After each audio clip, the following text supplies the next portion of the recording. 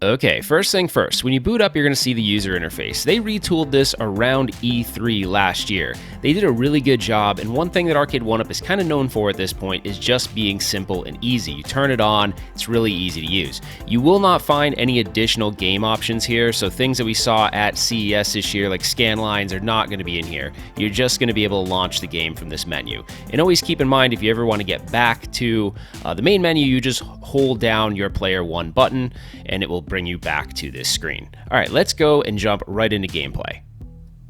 All right, let's play some BurgerTime. So this game's got an interesting history. It was released in 1982, and it was created by Data East, but it was initially created for their Deco cassette system. So this system allowed arcade owners to actually swap out games, and the games were on cassettes, so kind of neat.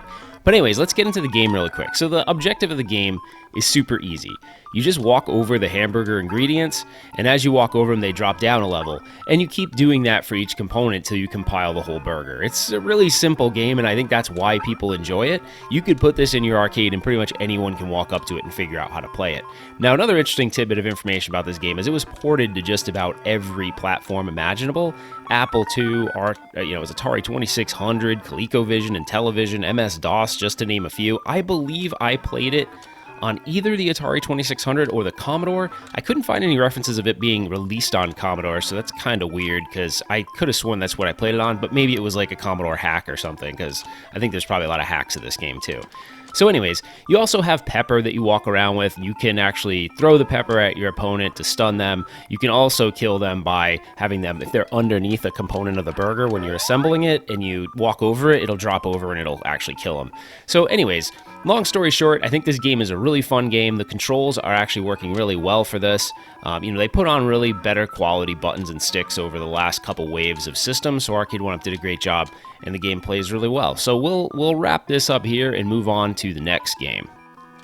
All right, here's another game that's interesting because it was released in 1984, but it has 2 joysticks for each player. So this was kind of an interesting format, and you may have actually played this game on other platforms and not the arcade, depending on how old you are, because this actually was ported to both the Apple II, C64, the Nintendo Entertainment System, and I think there was even an iOS Apple version that came out at some point. There may be other versions floating around too, but I do remember playing this one on the Commodore 64 and graphically looking pretty good, or at least what I remember. The game is really fun. There is a bit of a learning curve to this, but you could walk right up to it and start playing it and figure it out relatively easy. Like, you don't have to read a manual to play this game, although some of the more advanced moves you might, want to reference back to the moves to see exactly how you do it. But anyone can kind of pick this up and have fun with it, even if there's someone that doesn't really, play arcade games or video games in general.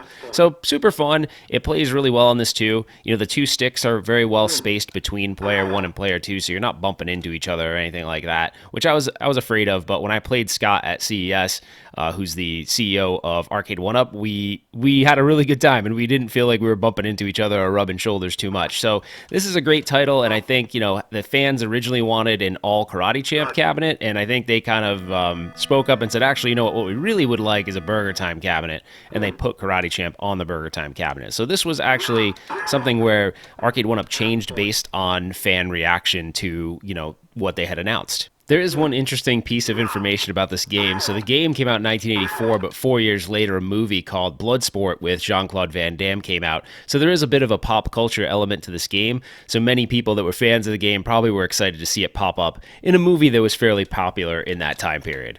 All right, let's move on to the next game. All right, next up is Caveman Ninja. No, it's not. It's Joe and Mac. Well, it might be Joe and Mac, depending on how old you are and if you ever played it in the arcade or if you played it at home. So this game was ported to Super Nintendo, Genesis, and NES, Game Boy, Commodore Amiga, a bunch of different systems, but it was released under a different name, Joe and Mac. The arcade release was called Caveman Ninja, so the game may look very similar, you just don't remember it by that name. Anyhow, this game might look slightly different than the other games we showed because it's a horizontal game playing on a vertical monitor. So Arcade1up had a choice: do we stretch the image to fill up the whole screen, or do we maintain its original aspect ratio?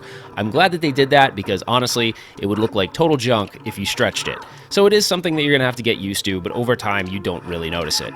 I'll do a quick zoom in so you can see, over time you kind of end up looking and it looks more like this, but obviously it's something you're gonna have to get used to. All right, let's move on to our last and final game, Bad Dudes. All right, here we go. It's Bad Dudes, another game that, depending on your age, you may not have experienced in the arcade. So this game got its fair share of ports as well.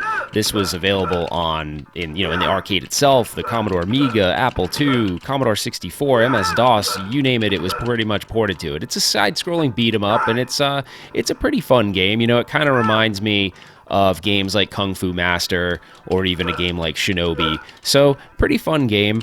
I've had a good time playing it on here. Again, you're going to get the horizontal, you're going to get the bars on the top and bottom because, again, it's a vertical screen. So, that may bother some, but I'm telling you, at least for me, over time, I just kind of didn't really notice, and you just kind of fixate yourself on the game, so it's not that big of a deal. I also think that the flagship games on this are really BurgerTime and Karate Champ, and that's who this cabinet is speaking to. It's speaking to the fans of those two games, and these are add-in games, but they're pretty fun games, and I think they make a great addition to the cabinet. So I'm going to wrap things up and give you guys my final thoughts. Before final thoughts, I have no idea how I didn't notice this piece of dust under my screen. So in replay, when I was editing, I noticed it. So guys, I had to remove the 4 screws on the bezel to just get this little piece of dust off. But anyways, just thought I'd let you know. Let's go to final thoughts. All right, it's final thoughts time. So what do I think about this BurgerTime cabinet from Arcade1up? Well, first of all, it is very, very cool that they followed the original curvature of the cabinet.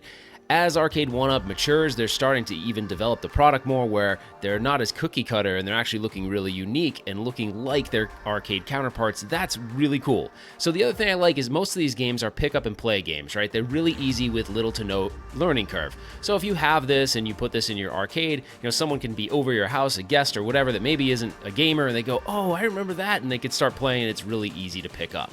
I also think it'll look unique because of its curvature with your other Arcade1up cabinets. If you are the super uber BurgerTime fan, then this cabinet's definitely for you. And if you like Karate Champ, it's definitely for you as well. The other games, although good, are horizontal games on a vertical monitor. So I'm just letting you know, and so you can see that in this video, whether or not, that's something you don't like. And if it is, then maybe this isn't for you. It didn't really bother me over time. Now I'm going to show you where you can get it because it's limited time. And you're going to need to get it pretty soon because they're starting to run out. Okay, so you're going to mosey on over to Arcade1up.com, and I'll have a link in the description to get you directly here, and this is the pre-order. It is for $3.99, so keep in mind it is a limited amount. They're only making about 3,000 of these things. I think to be specific, I keep forgetting this number. I think it's 3,075. Yes, 3,075. They're only making 3,075, so get on it now if this is something you really want. If you're in the first 1,000, they'll actually ship them out by March 1st. The other ones get shipped out a month later, so get on it. Anyways, guys, if you like this video, please like it. Please consider subscribing to the channel if you enjoy this content. Turn on notifications to be informed of other videos like this one. And put your comments below. I want to know, are you getting BurgerTime? All right, that's it, guys. We will see you on the next one.